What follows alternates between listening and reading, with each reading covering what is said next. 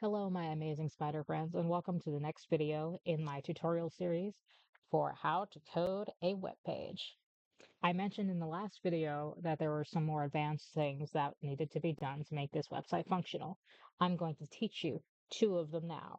You get a two for one today instead of the usual just one that I've been giving you lately. So, first thing we need to do is set the language of the page. This tells the browser what language it should be trying to read the page in, both for displaying the web page correctly and for the screen readers to be able to read the page in the correct language. So what we do is we set, oh crap, undo, undo. No. We set lang.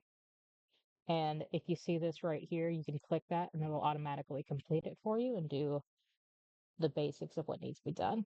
And then the next thing, because remember I said this was a two for one, we go under the header, we add a meta tag,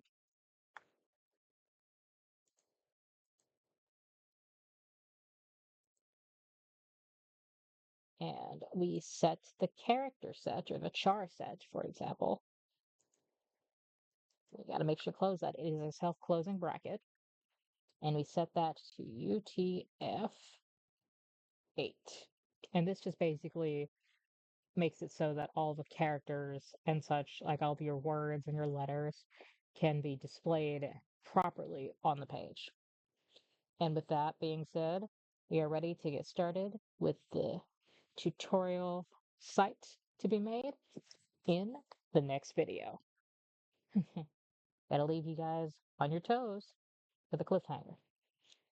So with that being said, if this video helped you at all, and if you liked this video and you want to support the channel for more content to be made and more education to be spread throughout the world on the World Wide Web, leave a like, comment, and subscribe.